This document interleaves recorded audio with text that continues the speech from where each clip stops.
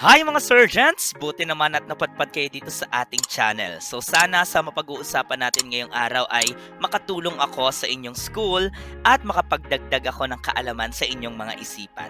So without further ado, simulan na natin ang ating talakayan. Let's bring it on!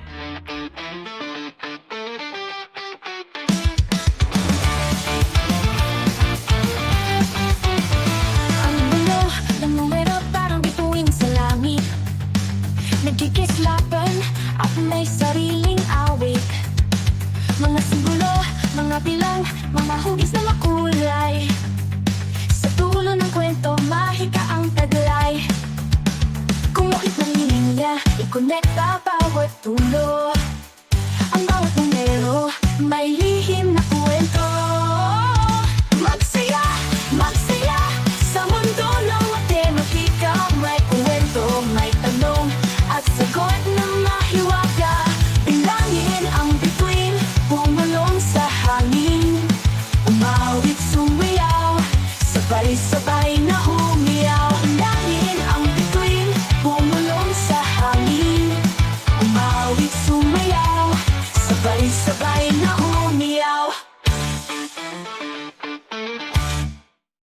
Hi, Serjents! Ayan, ngayon ay pag-uusapan naman natin ang properties of numbers. Ayan, so kung paano ito gumagana ay atin itong makikita mamaya. Ano ba yung mga addition properties and also the multiplication properties. So, 5 lang naman ito. Ano-ano ba itong 5 properties na ating pag-uusapan ngayon? Yan! So, nandyan ang commutative property, associative property, identity property, inverse property, at ang distributive property. So, ano-ano ba yung mga properties na iyan at bakit ba kailangan nating malaman tong 5 ito? Kasi, important na malaman natin tong mga properties na ito kasi una is pwede nating i-rearrange or i-regroup yung ating given or yung ating isinosolve na integers para mas madali siyang masolve mentally or kahit hindi mentally, para mas mabilis natin siyang masolve. And of course, sa algebra, pag nasa algebra na tayo, itong mga property na ito ay sometimes nagiging crucial siya para masimplify yung mga algebraic expressions. So malalaman nyo kung ano yon sa future pag nasa algebra part na tayo. And of course, by understanding these properties, ay mas may strengthen natin yung ating mathematical concept. Kung paano gumagana at nag-ooperate yung ating different operations. So pag-usapan na natin yung 5. Una is yung commutative property. Pag sinabi natin commutative property, it talks about the order or the position. Ibig sabihin, kahit pagpalitin mo ang position ng dalawang numbers na iyong pinag-a-add or iyong pinag-multiply, hindi noon maaapektuhan ang sagot. Again, it only works for addition and multiplication. So, iba ang case ng subtraction at division. Halimbawa, sa addition, ibig sabihin, kung meron akong number na ina-add ko sa another number, kahit pagbaliktarin ko sila ng pwesto, hindi noon maaapektuhan ang ating sagot. Yan, halimbawa, sa commutative property of addition. 4 plus 5 ay kaparehas yan ng 5 plus 4. So, kasi alam naman natin 4 plus 5, 9. At kahit pinagpalit ko sila ng pwesto, 9 pa rin ang sagot. So, commutative property means pagpalitin mo man ng pwesto yung iyong pinag-a-add or yung iyong pinag-multiply, walang magiging effect yon sa result or sa sagot. Halimbawa, we have negative 7 plus 5. Kahit pagpalitin ko sila, naging 5 plus negative 7, parehas pa rin ang sagot. So, negative 7 plus 5, different sign subtract. So, that is 2 and copy the sign of the larger number. That is negative 2. 5 plus negative 7 is also the same. Negative 2 din ang lalabas. So, commutative property of addition. Meron din tayong commutative property of multiplication. So, pag may number ka, iminumultiply mo sa another number, kahit pagbaliktarin mo ng pwesto yung iyong pinagmumultiply, walang magiging effect sa sagot. Halimbawa, ang 6 times 2, pagbaliktarin mo man yan, gawin mong 2 times 6. Parehas pa rin ang sagot. Diba? 6 times 2 ay 12. And 2 times 6 is also 12. No changes at all. Walang epekto. That is commutative property. Kahit pa sa negative numbers, negative 4 times 8, pagpalitin mo sila ng pwesto, wala yung effect. 8 times negative 4, same yan. So, tingnan natin. Negative 4 times 8. So, sa multiply, we just do the operation. 8 times 4 is 32. And since different sign, ang final answer ay negative. Negative 32. And so is true sa 8 times negative 4. 8 times 4 ay 32 pa rin. And then different sign, negative 32 pa rin. That is commutative property of addition and commutative property of multiplication. Pagpalitin ng pwesto, walang effect sa sagot. Ang pangalawang property ay ang associative property. Kung commutative property, it talks about the position of the numbers. Ang associative property, it talks about the group of the numbers. Ibig sabihin, pag ibahin mo man ang group ng ating pinag-a-add or pag ibahin mo man ang group ng ating pinag-multiply, hindi yun makaka-apekto sa magiging sagot. Halimbawa, sa associative property of addition. Ayan, meron tayong ipinag-a-add muna na A and B at saka natin dadagdagan ng C. Kaparehas yun pag pinag-add muna natin ng B and C, saka mo dadagdagan ng A. Paano yun? Halimbawa, we have this. 1 plus quantity 2 plus 3. So, ang una nating sinosolve ay yung loob. Tama? Kaparehas yan ng 1 plus 2 plus 3. So, tingnan natin yung left part. Uunahin natin yung 2 plus 3 kasi naka-parenthesis. 2 plus 3 ay 5. Plus 1 na nasa labas, 6 ang sagot. Eh kung iniba natin ang groupings, 1 plus 2 ay 3, plus yung 3 na nasa labas, 6 pa rin. So ibig sabihin na iba man ang groupings, hindi nababago ang sagot. Another one. We have negative 2 plus 3 plus 4 and negative 2 plus 3 plus 4. Same yang dalawang yan. Paano yon? O unahin natin yung left side, yung nasa parenthesis muna. Negative 2 plus 3 will give us 1, positive. Plus 4 na nasa labas, ang sagot doon ay 5. And kung iniba natin ang groupings, una nating isosolve yung 3 plus 4, that is 7. Plus yung negative 2 na nasa labas, also 5. Associative property of addition. Ganon din naman sa multiplication. So, associative property of multiplication, ibahin mo man yung groupings natin ng mga pinagmumultiply na numbers, same pa rin yung sagot. Halimbawa, we have 2 times 3 times 4. And kaparehas daw yan ng 2 times 3 times 4. Tingnan natin, unahin natin yung nasa loob. 3 times 4 ay 12. Times 2 na nasa labas, 24 yon. And dito sa right side, 2 times 3 ay 6. Times 4 na nasa labas, 24 pa rin ang sagot. Iniba man ang groupings, hindi nababago ang sagot. We have 1 times quantity, 3 times negative 5. Kaparehas yan kahit ibahin natin ang groupings. Unahin natin yung 1 times 3 times negative 5. Okay, let's check. So, sa left side, 3 times negative 5, that is negative 15. Times 1 is also negative 15.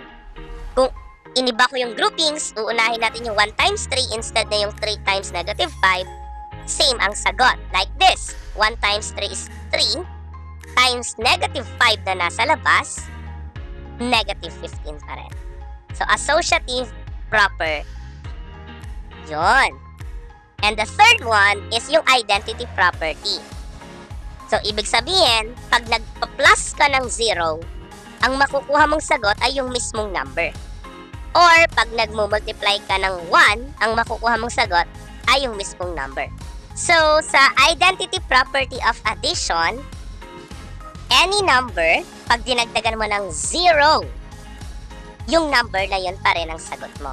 Halimbawa, 4 plus 0, edi 4 pa rin yung sagot. Negative 7 plus 0, edi negative 7 pa rin yung sagot. That is identity property of addition. Sa identity property of multiplication, sinasabi dyan na any number multiplied by 1, the number itself is the answer. Yan. So, paano yon? Lahat daw ng number na pag ikaw ay nag-multiply ng 1, yung number na yun pa rin ang sagot. If we have 6 times 1, edi 6 pa rin ang sagot mo. If you have negative 5 times 1, edi negative 5 pa rin ang sagot natin. So, again, sa identity property of addition, ang ating concern dito is yung addition ng 0 sa any number. Sa identity property of multiplication, ang ating concern ay yung multiplication of 1 sa any number. Kapag yun ay ginawa mo, yung number mismo ang magiging final answer pa rin. Okay? Meron pa rin tayong tinatawag na inverse property. So, ano yung inverse property? So, sinasabi dito na pag nag-add ka ng inverse noong mismong number mo, 0 ang final answer. And pag nag-multiply ka naman nung number na yung inverse ang i-multiply mo, inverse ng number, is 1 ang final answer. So, paano yan? Ipakita natin para mas madali nating ma-visualize. So, sa inverse property of addition, a number na ipa-plus mo yung kanyang inverse, additive inverse, 0 lagi ang final na sagot. Halimbawa, you have 4 plus, ano ba ang additive inverse ng 4? Di negative 4. So, yung positive, ginagawa lang natin negative. And yung negative, ginagawa lang natin positive. So, if you add 4 plus its additive inverse, which is negative 4, di 0 ang sagot niyan. Kasi they cancel out each other. Okay? Ganon din naman kung siya ay negative. If you have negative 7, in-add mo yung kanyang additive inverse, which is positive 7, 0 ang final answer niyan. Kasi nagka-cancel out sila. Sa inverse property of multiplication, paano naman ito? So, pagka daw yung number ay minultiply mo sa kanyang multiplicative inverse, 1 lagi ang final answer. So, nagiging fraction lang siya, nagiging denominator. Halimbawa, yung 6, ang multiplicative inverse ng 6 ay 1 over 6. Bakit? Kasi di ba yung 6 ay, actually, yan ay 6 over 1. So, in-inverse mo, pinagpalit mo ng pwesto, 1 over 6. At pag pinag-multiply mo yan, 6 times 1 is 6, over 6 is 1. Okay, so yun yung ating inverse property of multiplication. So, the number, i-multiply mo yung kanyang multiplicative inverse, 1 lagi ang final answer. Halimbawa naman, we have 1/5. Ano ang multiplicative inverse ng 1/5? Di pagbabalik na rin natin ng pwesto, 5 over 1 or simply 5. Kaya ang 1/5 at 5 ay multiplicative inverse ng isa't isa. At pag pinag-multiply natin yan, the answer is 1. That is inverse property. Yon. And yung ating last property na pag-uusapan ay ang distributive property. So, sinasabi lang dito na pag may multiplier ka sa labas ng parentheses, pwede mo yung i-multiply sa lahat ng addends mo sa loob ng parentheses. So, it goes something like this. So, A times quantity B plus C, kaparehas yan ng A times B plus A times C. Hindi mababago ang sagot kahit dinistribute mo yung multipliers sa labas sa mga addends sa loob. Paano yon? O, halimbawa, we have this one. 4 times quantity 2 plus 3. Kaparehas yan ng, pag dinistribute ko to dito, edi that's 4 times 2. Plus, pag dinistribute mo naman doon sa 4 ay sa 3, edi magiging 4 times 3. So, ibig sabihin, i-distribute mo siya, hindi pa rin mababago ang sagot. Paano yon? So, tingnan natin kung nabago ba talaga. I-solve natin yung left side. 2 plus 3, ang sagot ay 5. Okay. Then we have 4 times sa labas. If you multiply that, 4 times 5, that is 20. 20 yung sagot. Nabago ba siya nung dinistribute natin yung multiplier sa loob ng mga addends? Tingnan natin. 4 times 2, that is 8. Plus 4 times 3, that is 12. If you add 8 and 12, it is also 20. Kaso, sasabihin niyo siguro, parang mas mahirap nung distributed na siya. Sa ganitong mga simple numbers, mukha siyang mas pinahirap. Pero pag nasa algebra na kasi to, very important na alam niyo yung distributive property. Kasi common na ginagamit to sa algebra. Kasi pagka hindi mo siya ginawa sa algebra, ang hirap mag-simplify ng algebraic expression. So, much better na matutunan mo tong distributive property. Kasi pagdating mo sa algebra, mas mapapadali nito ang solving natin doon. Dito, dahil numbers pa lang, mukhang mas mahirap. Pero very important to, especially sa algebra. Okay? So, yan yung 5 properties of numbers na ating pag-uusapan. Actually, hindi lang yan 5. Marami pa yan. Meron pang closure property. Meron pa tayong tinatawag na zero property. So, yung zero property, ibig sabihin, any number multiplied by 0, the answer is always 0. Pero for this video, itong 5 lang ang ating pag-uusapan. Commutative, which talks about position. Associative, which talks about groupings. Identity, which talks about kung ano yung given, yun din yung sagot. And inverse, which talks about the additive inverse and the multiplicative inverse. And this one, the distributive property, that talks about multiplier sa labas, pwede mo siyang i-distribute sa lahat ng addends sa loob ng parentheses at hindi mababago ang sagot. Yan, kung naintindihan mo ito, tingnan natin kung masasagutan mo itong 6 na ito. So, i-identify mo lang ano kayang property ang pinapakita. And make it complete ha. Halimbawa, ang sagot mo ay commutative property. Kumpletuhin mo kung siya ay addition or multiplication. So, halimbawa, commutative property of addition. So, gano'n. Yan. Pwede mong balikan yung video para ma-analyze mo kung anong property ang pinapakita ng mga nandito sa mga tanong na ito. Okay? Ayan, tingnan natin kung nakuha mo siya. So, yung number 1, ano ang ma-observe mong nangyari? Una, multiply siya. Pangalawa, nagpalit lang ng pwesto yung 15 at yung 13. Kaya ito ay, since nagpalit ng position, commutative property. And multiplication yung operation, edi commutative property of multiplication. Yung number 2, ayan, makikita natin, nagpalit ng groupings. Sa left, ang magka-group ay 8 plus 5. Sa right, ang magka-group na ay 5 plus 3. So, this is associative property of addition. Sa number 3, ayan, makikita natin 19 times 1 equals 19. So, makikita natin na yung 19, yun din yung sagot. So, it retains its identity. And dahil times yung ginamit, times 1, ito ay identity property of multiplication.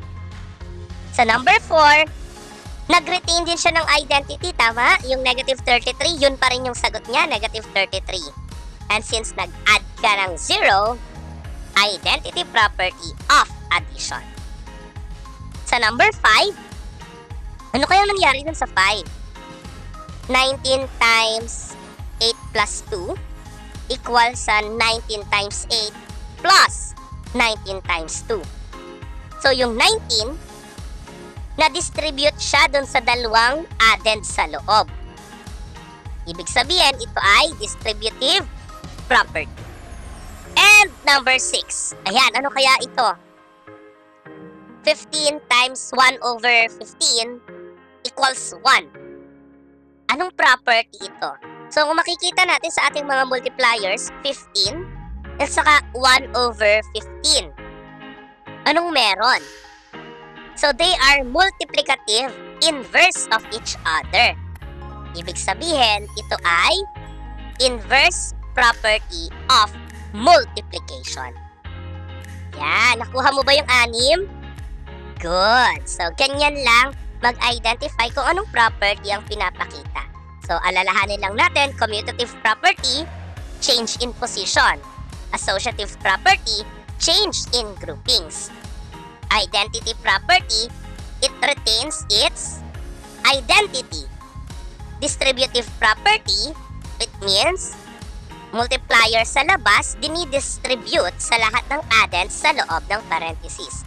And inverse property, it talks about the multiplicative inverse or the additive inverse of the number. And that's our number properties, mga sergeants. Sana ay nakuha nyo ng malinaw. And with that, bye everyone!